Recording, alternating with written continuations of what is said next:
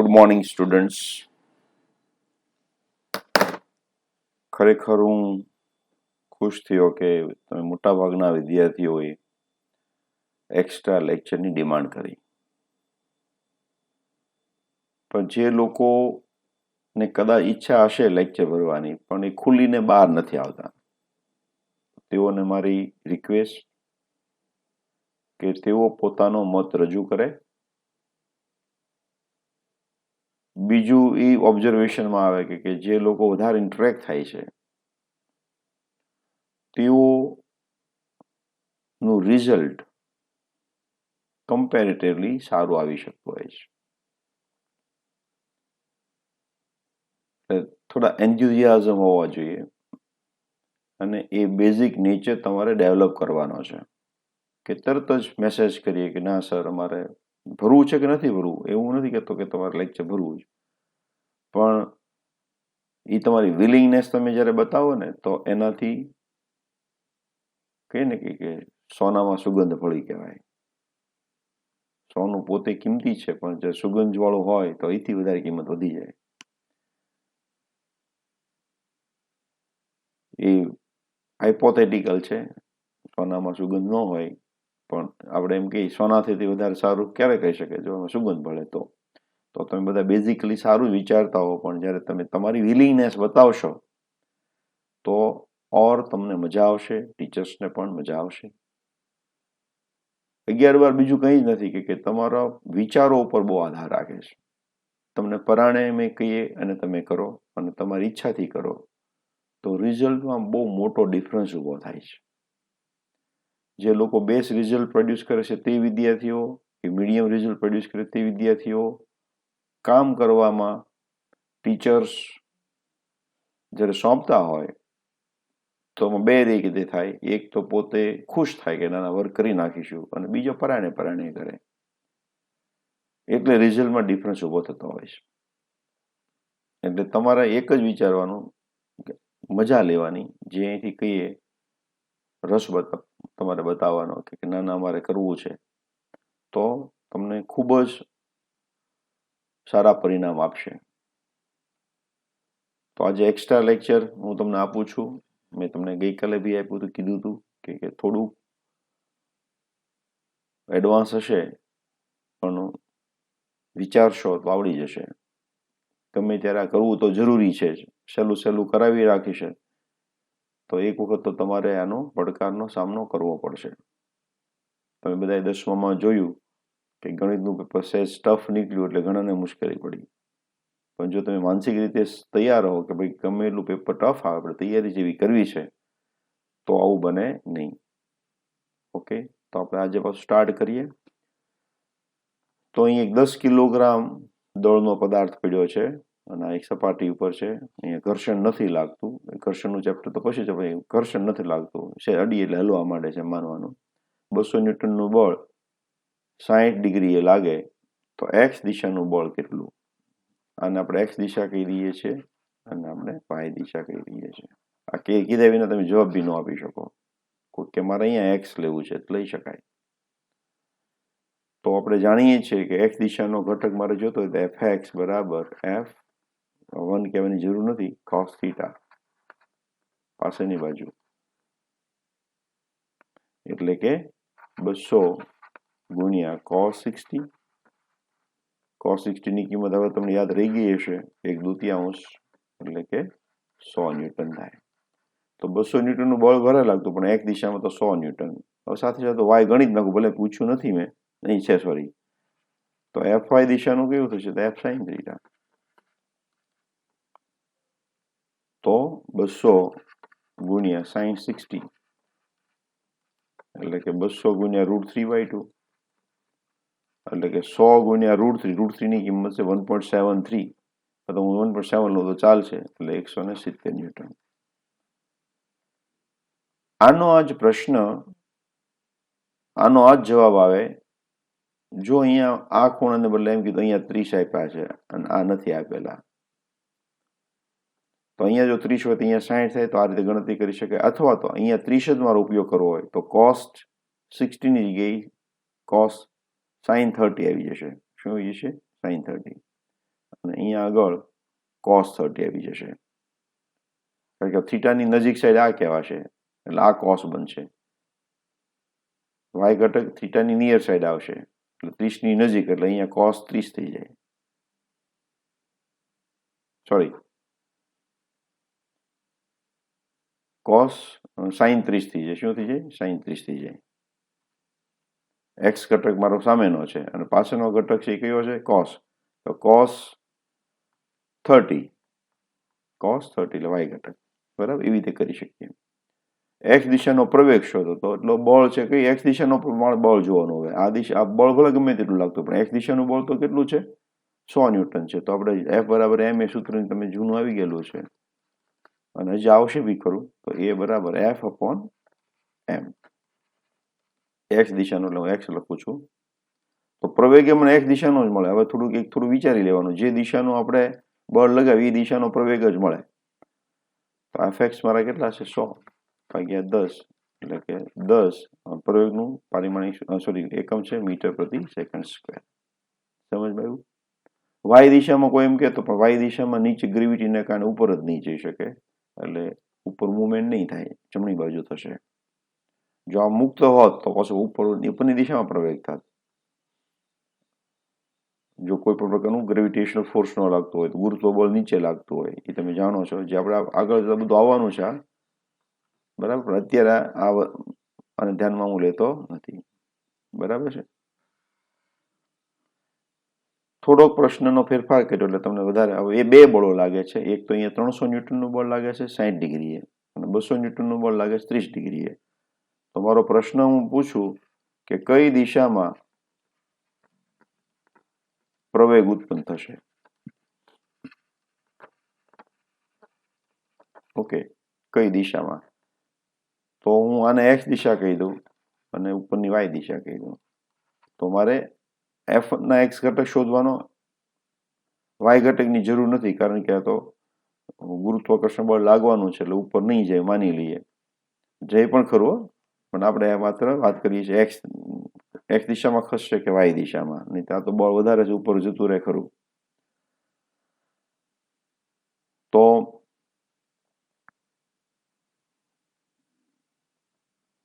f1x કઈ દિશામાં આવશે? તો કે f1 cos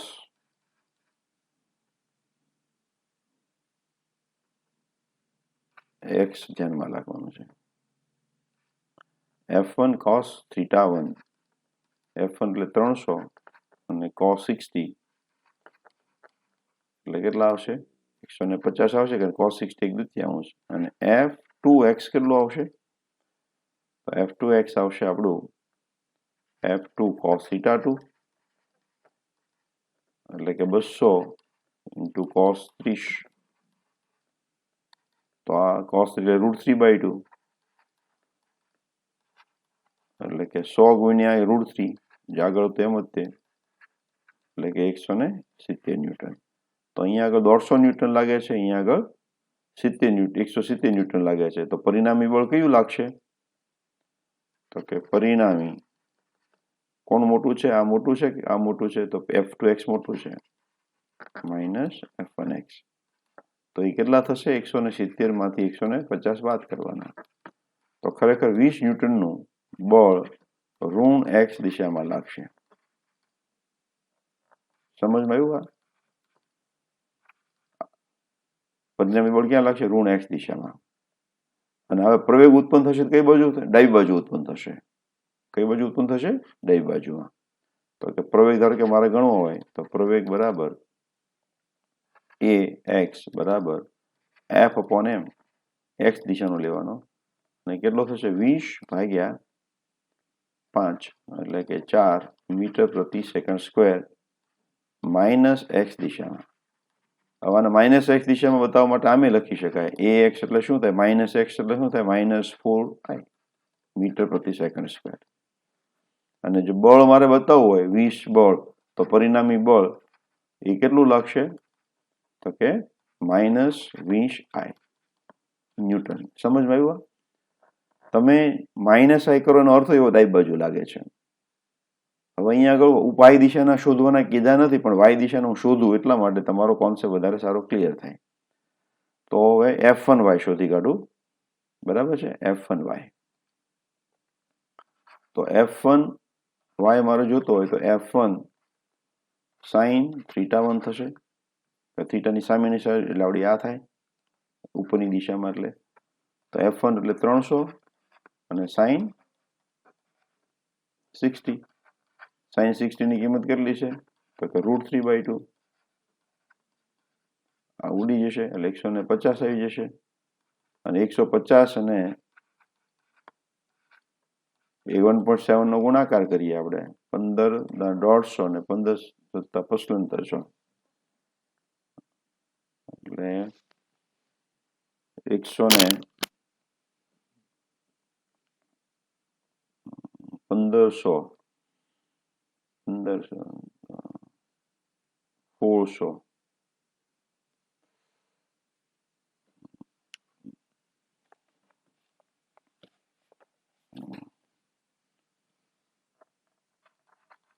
15 ગુણ્યા 17 150 15 છક 90 15 સત્તા 75 5 5 2 એટલે આવું થશે 2550 ન્યૂટન.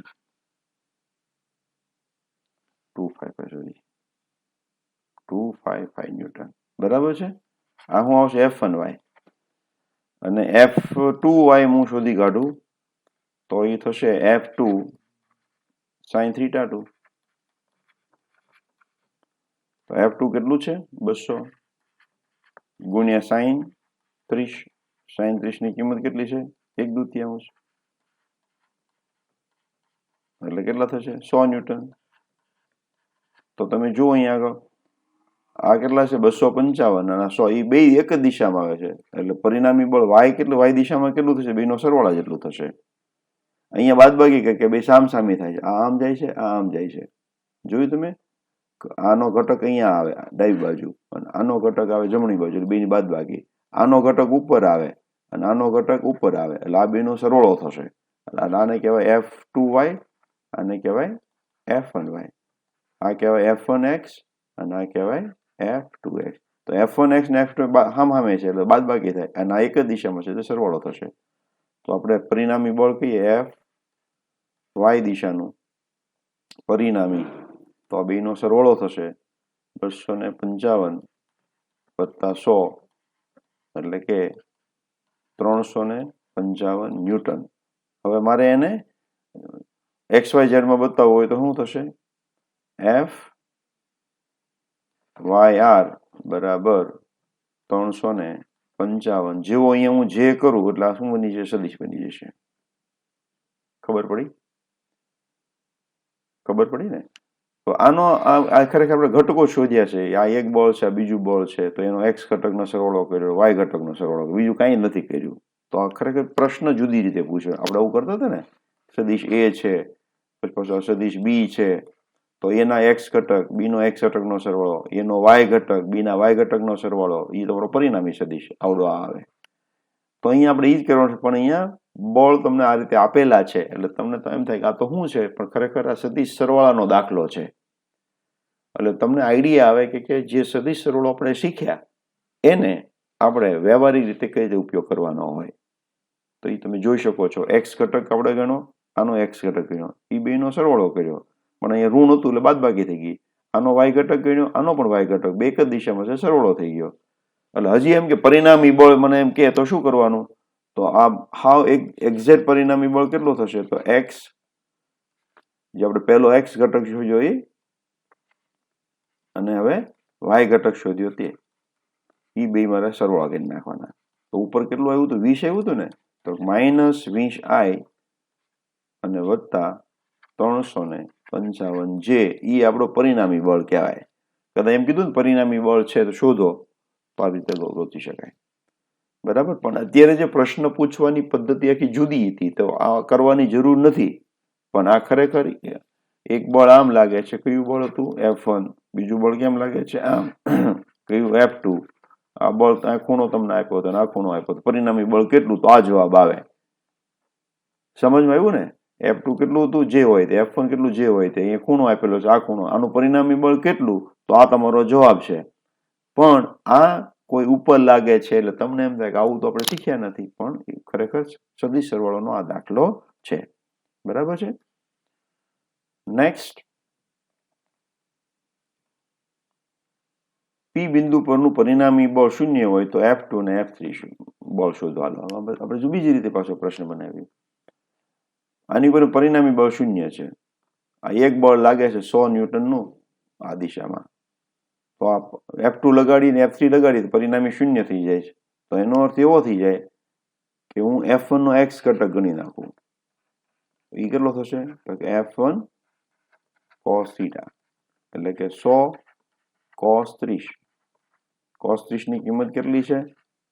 તો કે √3/2 એટલે કેટલા થશે? તો કે 50√3. 50√3 એટલે કે 50 ગુણ્યા 1.7 17 × 5 85 તો લગભગ થશે આ 85 ન્યૂટન. બરાબર છે?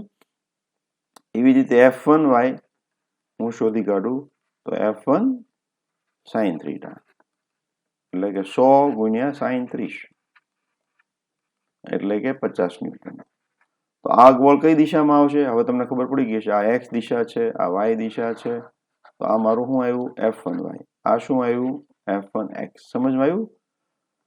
હવે આ સમતોલનમાં છે તો આ જેટલું બળ લાગતું છે એટલું બળ નીચે લાગતું હોય તો તે પરિણામી 0 થાય, અને જેટલું આ બળ લાગે છે એટલું જ આ બળ લાગતું તો જ પરિણામી 0 થાય. તો આપણે એમ કહી શકીએ, જો P નું પરિણામી શૂન્ય હોય, પરિણામી શૂન્ય હોય તો F2 કેટલું હોવું જોઈએ? તો કે F1x જેટલું.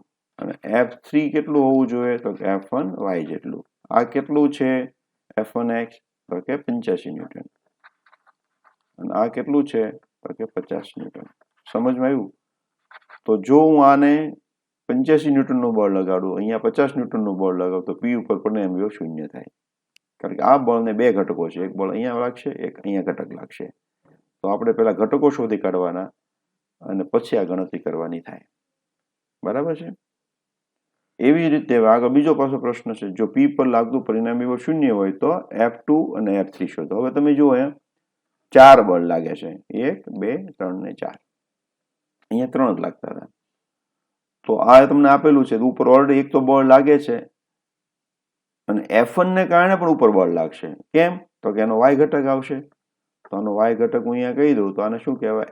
F1y. અને આનો x દિશાનો ઘટક શું થશે? F1x. તો y દિશામાં બે બળો લાગે છે, આ બે, અને એની સામે આ બળ લાગે છે. અને F1 નો આ જમણી બાજુનું છે એની સામે આ ડાબી બાજુ લાગશે. બરાબર? કારણ કે આ સમતોલનનો દાખલો છે. તમારે સમતોલન આવશે ત્યારે તમને સમજવામાં સરળ પડશે, એટલા માટે એડવાન્સમાં કરાવું છું. તો F1y શોધી કાઢવું. તો F1y કેટલું થશે? તો કે F1 sin 30. વેલ્યુ મેં એવી આપેલી છે જેથી ગણતરી જલ્દી થઈ જાય. હું સમજવું અગત્યનું છે. એટલે 50 ન્યૂટન આવ્યા. તો એક તો 10 ન્યૂટન લાગે છે, 50 બીજા લાગ્યા, એટલે આ આવ્યા 50 ન્યૂટન. તો આ બેનો સરવાળો કેટલો થશે? 60. તો એની જેટલું નીચે બળ લાગવું જોઈએ. તો F3 કેટલું લાગવું જોઈએ? તો કે F4 વત્તા F1y જેટલું. F4 કેટલું છે? તો કે 10 વત્તા 50 એટલે કે 60 ન્યૂટન નીચે બળ લગાડો તો ઉપર ન જઈ શકે, કારણ કે ઉપર બળ લાગે છે 60 ન્યૂટનનું. તો એને સમતોલવા માટે નીચે બળ લગાડવું પડશે બીજું 60 ન્યૂટનનું. એટલે પરિણામી બળ y દિશાનું કેટલું થઈ ગયું? 0. y દિશાનું પરિણામી બળ 0 કરવા માટે મારે 60 ન્યૂટનનું બળ નીચે તરફ લગાડવું પડે. એવી રીતે હવે F1x શોધી કાઢવું. તો F1x શું થાય? તો આપણે ગણતરી કરી હતી 100 cos 30. cos 30 ની કિંમત કેટલી? √3/2. તો આપણે હમણાં અહીં ગણતરી કરી, તમે જુઓ અહીંયા આગળ આ તે છે એટલે એ આવશે 85. હવે અહીંયા આગળ બીજું એક બળ નથી લાગતું, જમણી બાજુ એક જ બળ લાગે છે. એને સમતોલવા માટે ડાબી બાજુ કેટલું લગાડવું પડશે? એટલું જ તે, એટલે કે 85 ન્યૂટનનું બળ ડાબી બાજુ. તો આ સમતોલનમાં રહેશે. સમજમાં આવ્યું? તો આવી રીતે હવે જ્યારે બી દાખલાઓ આપ્યા હોય તો મારે x દિશાના ઘટકો ગણી નાખવાના, બધા y દિશાના ઘટકો ગણી નાખવાના, અને x દિશાના ઘટકોનો સરવાળો કરું તો 0 થવું જોઈએ, y દિશાના ઘટકોનો સરવાળો કરું તો 0 થવું જોઈએ, તો પરિણામી બળ શૂન્ય થાય. તો ખરેખર 60 ન્યૂટન નથી, માઇનસ 60 ન્યૂટન છે. શું છે? F3 માઇનસ 60 ન્યૂટન કહેવાય, કારણ કે માઇનસ એ દિશામાં છે, સોરી જે દિશામાં નીચે તરફ છે. એટલે આને ખરેખર મારે સદિશના સ્વરૂપે લખવું હોય તો શું કહેવાય? F3 સદિશ તરીકે માઇનસ 60 જે કહેવાય. અને આને મારે સદિશ તરીકે બતાવવું હોય તો કેવી રીતે બતાવાય? તો કે માઇનસ 85 i. સમજમાં આવ્યું? ખાલી મૂલ્ય 85 પણ સદિશ સ્વરૂપે કરવું. જેવો અહીંયા હું એરો કરું એટલે મારે અહીંયા આઈ જે કે આવી જવા જોઈએ, ભૂલ ન થવા દેવી. આઈ જે કે લખું તો એરો કરવો ફરજિયાત છે, બરાબર? તો જો એટલું બળ હું આમ લગાડું અને એટલું લગાડું તો આ બિંદુ કેવું હશે? સમતોલનમાં હશે. ઓકે,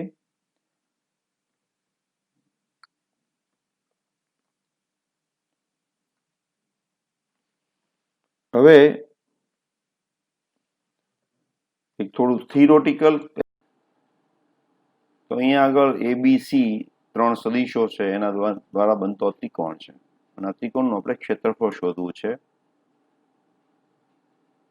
તો પહેલા આપણે ક્ષેત્રફળ શોધી કાઢીએ અને એના પર એક સૂત્ર બનાવવાનું છે જેને લેમીઝ થિયરમ કહેવાય છે, અને એ પ્રોબ્લેમ સોલ્વ કરવા માટે ખૂબ જ ઉપયોગી છે. એટલે બે રીતે કામ કરવાનું છે. એક તો આપણે ક્ષેત્રફળ શોધવાનું છે અને એ પરથી આપણે લેમીઝ થિયરમ ડિસ્કસ કરવાનું છે. ઓકે,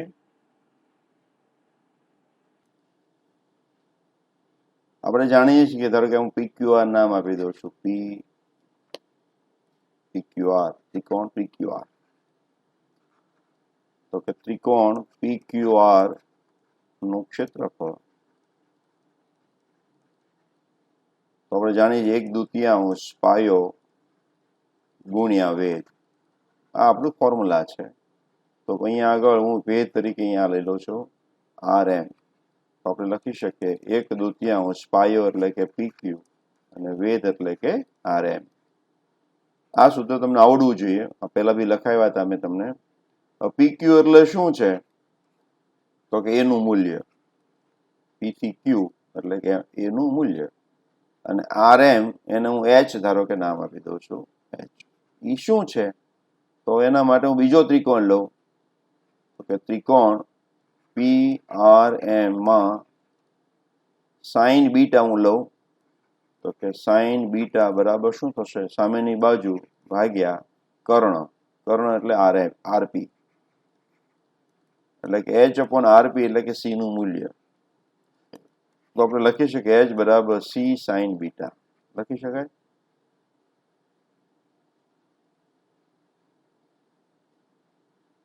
લખી શકાય. તો 1/2 AC સાઇન બીટા આવું થયું, AC સાઇન બીટા. હવે આપણે જાણીએ છીએ કે A ક્રોસ B હોય તો AB સાઇન થીટા. તો અહીંયા તમે જો હું B ને એક્સટેન્ડ કરું તો આ B છે અને આને B ની દિશા કહેવાય કે નહીં? તો આને શું કહેવાય? પાય માઇનસ બીટા કહેવાય. તો આને હું આવું લખી શકું, સાઇન પાય માઇનસ બીટા, કારણ કે સાઇન જે છે બીજા ચરણમાં ઓલ STC, સાઇન કેવો છે? ધન છે. તો હું જો સાઇન પાય માઇનસ થીટા કરું તો કયા ચરણમાં? બીજા ચરણમાં. અને પાય હોય તો વિધેય બદલાય નહીં, એટલે સાઇન નો સાઇન, થીટા નો થીટા, અને બીજા ચરણમાં છે એટલે પ્લસ આવે. તો આમાંથી જો આમ લખાતું હોય તો આમાંથી આમ જવાય જ છે ને. તો મેં લખ્યું પાય માઇનસ બીટા. શા માટે એવું કર્યું? કે મારે બી અને એ વચ્ચેનો ખૂણો લેવો છે. એટલે અત્યારે બીટા એ બી અને સી વચ્ચેનો ખૂણો નથી, સદિશ બી અને સી વચ્ચેનો ખૂણો નથી, બાજુ વચ્ચેનો ખૂણો કહેવાય. આ બે બાજુ વચ્ચેનો ખૂણો ચોક્કસ કહેવાય, પણ સદિશ સી અને સદિશ એ વચ્ચેનો ખૂણો બીટા ન કહેવાય, પણ પાય માઇનસ બીટા કહેવાય. નોંધ કરજો ખાસ. બીટા એ બાજુ વચ્ચેનો ચોક્કસ ખૂણો કહેવાય, પરંતુ સદિશ સી અને સદિશ એ વચ્ચેનો ખૂણો ન કહેવાય, કારણ કે સી નું અહીંયા હેડ છે અને એનું અહીંયા ટેલ છે. ઓકે, તો આને હું આમ લખી શકું. હવે 1/2 A ક્રોસ C નું મૂલ્ય લખી શકાય. હવે જો મેં બીજા બાજુઓ પસંદ કરી હોત ત્રિકોણ તો એનો હોય છે. મેં આ બે બાજુ પસંદ કરી હોત, વેધ અહીંયા લીધો હોત તો એસબી આવત. જો મેં સી ને બી પસંદ કર્યું હોત તો બીસી આવે. તો વેધ તમે અહીંયા પણ લઈ શકો, વેધ તમે અહીંયા પણ લઈ શકો.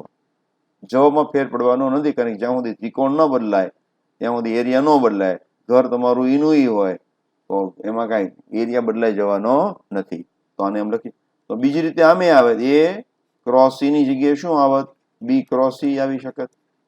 અને ત્રીજી રીતે સી ક્રોસ અથવા તો બી ક્રોસ સી. તમે ત્રણેય રીતે, સોરી બી ક્રોસ સી આવી ગયું, એ ક્રોસ બી. ખબર પડી? તમે ત્રણેય રીતે ગણતરી કરી શકો. ત્રણેય તમને શું આપશે? ક્ષેત્રફળ આપશે. તો આનો અર્થ એવો થયો કે એ ક્રોસ બી નું મૂલ્ય હું લઉં તો કેટલું આવશે? ત્રિકોણના ક્ષેત્રફળથી બમણું. કારણ કે અડધું કરું તો ક્ષેત્રફળ આવે, તો એમનું લઉં તો બમણું આવ્યું કહેવાય ને. એવી રીતે બી ક્રોસ સી કરું તો શું આવશે? ત્રિકોણનું ક્ષેત્રફળનું બમણું મૂલ્ય.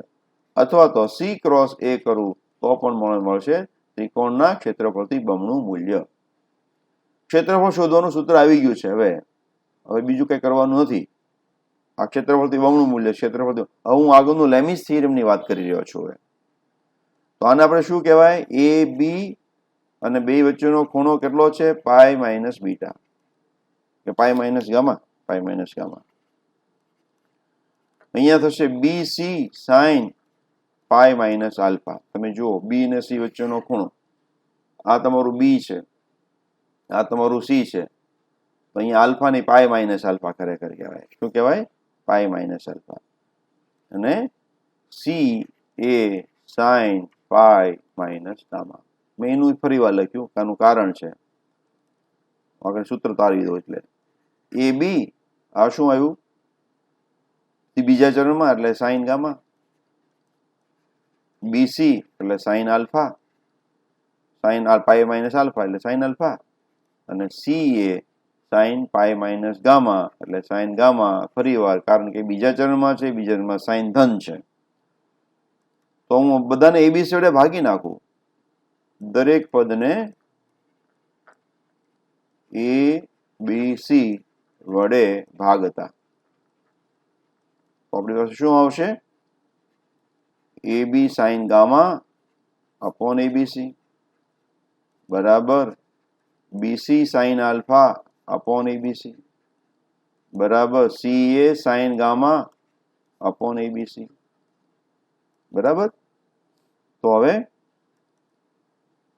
એબી AB cancel, BC BC cancel, C A cancel. આપણી પાસે આવશે, પહેલું પદ આ હું લખવા માંગુ છું, sine alpha upon A is equal to sine, અહીંયા ગામા ને ક્યાંક મિસ્ટેક થયું છે, અહીંયા બીટા છે, અહીંયા બીટા છે, અહીંયા ગામા.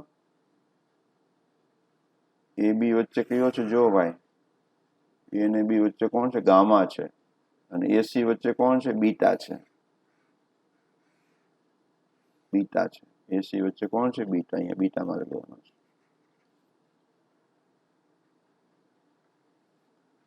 એટલે સાઇન બીટા અપોન બી અને અહીંયા સાઇન ગામા અપોન સી. તમે ઉલટાવી શકો હજી. ઓકે, મારે આમ લખવું છે, A upon sine alpha is equal to B upon sine beta is equal to C upon sine gamma. તો આ જે સૂત્ર છે એને કહેવાય છે લેમીસ થિયરમ, જે ખૂબ જ ઉપયોગી છે પ્રોબ્લેમ સોલ્વ કરવા માટે. એન્જિનિયરિંગમાં આવ્યા તો તમે જુઓ, જે બાજુ છે એની બાજુનો સામેનો ખૂણો આલ્ફા, બી ની સામેનો બીટા અને સી ની સામેનો ગામા. બરાબર છે. હું સી તો ભાગ્યા સાઇન ગામા, બી તો સાઇન બીટા, એ તો સાઇન આલ્ફા. એનો ગુણોત્તર કેવો રહે? સરખો રહે. એ અપોન સાઇન આલ્ફા કરો કે બી અપોન સાઇન બીટા કરો કે સી અપોન સાઇન ગામા કરો, બધાની વેલ્યુ કેવી આવે? સરખી આવે. એટલે આપણે દાખલા ગણવામાં ખૂબ જ સરળતા પડે છે. તો આ તમારે સૂત્ર બી યાદ રાખવાનું છે. અને ક્ષેત્રફળ શોધવા માટેનું સૂત્ર શું કરવાનું છે? તો તમારે એ ક્રોસ બી અને એનું અડધું મૂલ્ય કરી નાખવાનું. એક ઉદાહરણ આપણે કરશું એટલે તમને વધારે આઈડિયા આવશે. તો એના માટે એક બીજો પ્રશ્ન લઈ લઉં છું કે તમારી પાસે બે બાજુ છે એવા ત્રિકોણ છે જેની બે બાજુ આવી છે 2i plus 3j plus k અને બીજો બાજુનું સદિશ છે i plus 3j minus k. તો AB જેની બે બાજુ છે તેવા ત્રિકોણ નું ક્ષેત્રફળ શોધો. બરાબર. તો આપણે લખશું, આપણે પહેલા a ક્રોસ b શોધી કાઢીશું. તો a ક્રોસ b નું સૂત્ર યાદ છે તમને? પહેલામાં શું લખવાનું? i, પછી લખવાનું j, પછી લખવાનું k. પછી પહેલાના આયામ 2, 3 અને 1, બીજાના આયામ 1, 3 અને -1. નીચે એક છોડતા તમને આવડી ગયું છે. પહેલા લખવાનો i, આ બે નો ગુણાકાર એટલે કે -3, ઓછા આ બે નો ગુણાકાર એટલે કે -3, ઓછા j, વચ્ચેનું j લખવાનું, માઇનસ કરવાનું, 2 ઓછા 1 એટલે -2, 1 ઓછા 1, 1 ગુણ્યા 1 પણ ઓછા કરવાના અને વત્તા કે આ બે નો ગુણાકાર એટલે કે 6, આ બે નો ગુણાકાર બાદ કરવાનો એટલે કે 3. તો અહીંયા થશે ઓછા 6i, બરાબર છે, -3, માઇનસ પ્લસ 3j, 6 માંથી 3 એટલે 3k. તો આ આપણું સૂત્ર આવી ગયું a ક્રોસ b નું. હવે એનું મારે શું કરવાનું? મૂલ્ય શોધવાનું. તો કે મૂલ્ય એટલે શું? x ઘટકનો વર્ગ એટલે કે 36 વત્તા y ઘટકનો વર્ગ એટલે 9 વત્તા z ઘટકનો વર્ગ એટલે પણ 9. એનું કાઢવાનું વર્ગમૂળ. તો 36 ને 9, 45 ને 9, 54. તો વર્ગમૂળ 54. આ આવ્યું a ક્રોસ b. તેથી ત્રિકોણનું ક્ષેત્રફળ શું થશે? 1/2 √54. વર્ગમૂળનું પૂર્ણ નથી એટલે આપણે રહેવા દઈએ. આમનો કાઢી શકીએ આપણે. લગભગ થશે 49 એટલે લગભગ 7.5 જેવું થાય. બરાબર છે. તો આવી રીતે આપણે ક્ષેત્રફળ શોધી શકીએ છીએ. કોઈ પણ બે સદિશો આપ્યા હોય એના દ્વારા બનતા ત્રિકોણનું ક્ષેત્રફળ. પહેલા મારે નીચે એક બનાવવાનો, પછી એનું મૂલ્ય શોધવાનું અને એનું 1/2 કરી નાખવાનું. Okay, next. તો એ અને બી થી બનતા સમાંતર બાજુ ચતુષ્કોણનું ક્ષેત્રફળ. હવે તો આગળ આપણે શું કીધું? ત્રિકોણનું ક્ષેત્રફળ. હવે તો આપણે બે સદિશો છે અને એનાથી જે સમાંતર ચતુષ્કોણ પૂર્ણ કરું તો ક્ષેત્રફળ કેટલું થાય? તો સમાંતર બાજુ ચતુષ્કોણનું નામ હું આપી દઉં PQRS. તો કે સમાંતર બાજુ ચતુષ્કોણ PQRS નું ક્ષેત્રફળ એ પણ આપણે જાણીએ છીએ કે પાયો ગુણ્યા વેધ. આમાં 1/2 નો આવે. તો પાયો તરીકે કોણ છે? તો કે PQ છે. વેધ તરીકે કોણ છે? તો અહીંયાથી હું એક લંબ દોરી દઉં છું, એને કહી દઉં h. બરાબર છે. તો PQ એટલે કોણ? એનું મૂલ્ય. અને h એટલે શું? તમે જો હવે થોડી શોર્ટકટ મારું, તમારી પરમિશન હોય તો. h થીટાની સામેની બાજુ છે, આ ત્રિકોણ છે, આ છે, બરાબર. SM હું લંબ દોર્યું છે. તો થીટાની સામેની બાજુ એટલે h તમારો આવ્યો અને અહીંયા b છે. તો આપણે આવું લખી શકીએ કે સોરી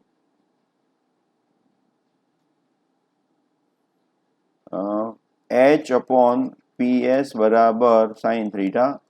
એટલે કે h બરાબર શું થશે? PS sin theta. PS એટલે કે b sin થીટા. બરાબર છે. તો h ની જગ્યાએ શું લખી શકું? b sin theta. જેમ આગળ કર્યું એમ જ છે, બીજું કાંઈ નથી.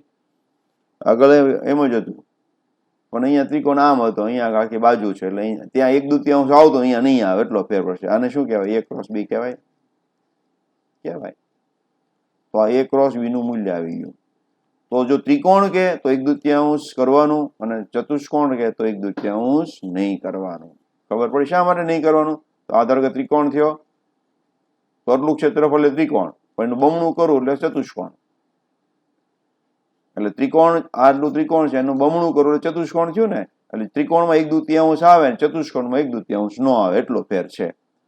તો આનો આ પ્રશ્ન જે મેં બનાવ્યો એમાં એમ કહું, ત્રિકોણનું ક્ષેત્રફળ શોધો તથા એ અને બી જેની બાજુ છે, બે બાજુ છે, એવી પાસેની, તેવા સમાંતર બાજુ ચતુષ્કોણનું ક્ષેત્રફળ શોધો. તો તમે સમજી ગયા છો શું કરવાનું. તો આ √54 ખુદ જ જવાબ આવશે. અહીં અડધું કરવાનું, ઓલામાં અડધું નહીં કરવાનું. આપણે જોયું ને આપણે તો કે ચતુષ્કોણ નું ક્ષેત્રફળ બરાબર √54. ત્રિકોણનું √54/2, આનું √54.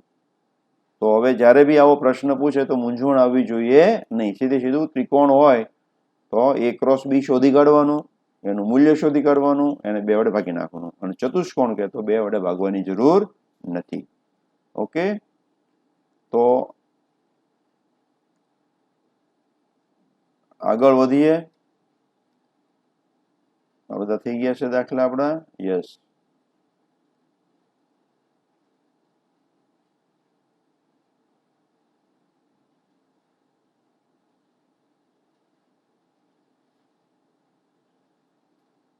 જો A અને B ના પરિણામી સદિશનું મૂલ્ય √7b હોય તો B/A કેટલું?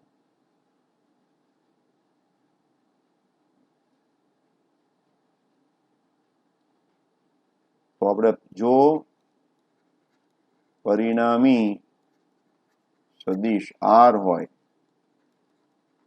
તો આપણે એવું લખી શકીએ R² બરાબર A² વત્તા B² વત્તા 2AB cos θ.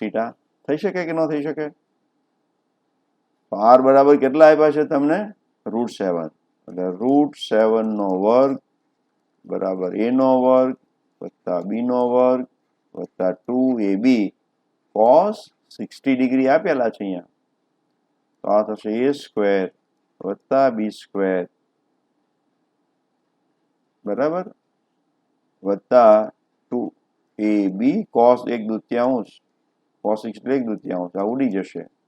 તો આપણી પાસે આવશે A² વત્તા B² વત્તા AB. આવ્યું 7. અહીંયા B છે, 7B². તો આને સામે લઈ જાઓ એટલે 6B² માઇનસ A² અને minus AB is equal two 0. કેવું ખબર પડી? મેં B² માંથી બાદ કરી નાખ્યું એટલે 6B² થઈ ગયું. હવે આપણે શોધવાનું છે, જો તો B/A શોધવાનું છે. તો હું શું કરું, બધાને A² વડે ભાગી નાખે, A² વડે ભાગતા. તો હું શું કરું, 6B²/A² માઇનસ 1 માઇનસ AB/A². આ A²/A² 1 થઈ ગયું ઇક્વલ ટુ 0. એક એ ઉડી ગયું. તો આપણી પાસે આવશે 6B²/A² minus B/A minus 1 equal to 0. સમજમાં આવ્યું? મેં પદની ગોઠવણી કરી. આને હું x કહી દઉં. ધારો કે B/A બરાબર x, કારણ કે આમ તમને ગભરામણ થતી હોય, આવું લાંબુ જુઓ ને એટલે આપણે ચાલુ કરી નાખીએ. તો કે 6x² માઇનસ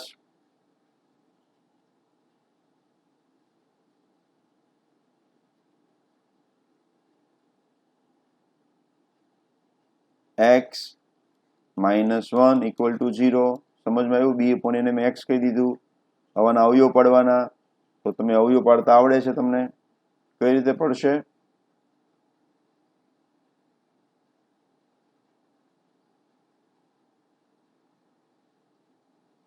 તો 6 3 દૂન 6 એટલે 6x² માઇનસ 3 દૂન 6 એટલે minus 3x minus 2 plus 2x minus 1 equal to 0 થશે કે નહીં? તો 3x ને હું કોમન લઈ લઉં તો અહીંયા વચ્ચે 2x ઓછા 1 અને અહીંયા હું લઈ લઉં 1 કોમન. તો અહીંયા આવશે 2x ઓછા 1 બરાબર 0. તો અવયવ પડશે આપણા 2x માઇનસ 1 અને બીજો આવશે 3x plus 1 equal to 0.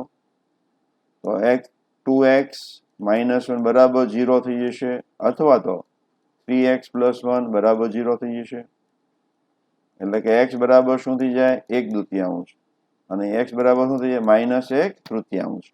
x એટલે શું હતું b/a બરાબર 1/2 હોય અથવા તો b/a બરાબર -1/3. આ બે માંથી ગમે જવાબ સાચા હોય અહીંયા જે ઓપ્શન તમને ABCD આપ્યા હોય એમાંથી આ ટીક કરવાનું. ફરીવાર હાવ સિમ્પલ છે અને પછી મેથેમેટિક્સ છે. તો આવું એક આપણે દ્વિઘાત સમીકરણ આવી ગયું. a² ભાગી નાખ્યું એટલે આપણે b/a નો સ્ક્વેર આવે છે. મેં એને સાદું આપણે સિમ્પલ મેથડ પડે એટલે શું કર્યું b/a ને આપણે x કહી દીધું તો x² થઈ ગયું અને આપણું દ્વિઘાત સમીકરણના અવયવ પાડ્યા તો આપણે આવે x બરાબર 1/2 અથવા x બરાબર -1/3. આ તમને ખબર પડી છે 2a અને શું થાય 2x = 1 એટલે x બરાબર 1/2. ખબર પડી? આ તમને અવયવ પાડતા આવડતા આ કોમન કાઢ્યું એટલે 3x + 1. તો આવી રીતે આપણે અવયવ પાડી શકીએ ને આ રીતે કિંમત શોધવાની છે. હવે તમને એક આજનો પ્રશ્ન આપી દઉં છું કે આજનો પ્રશ્ન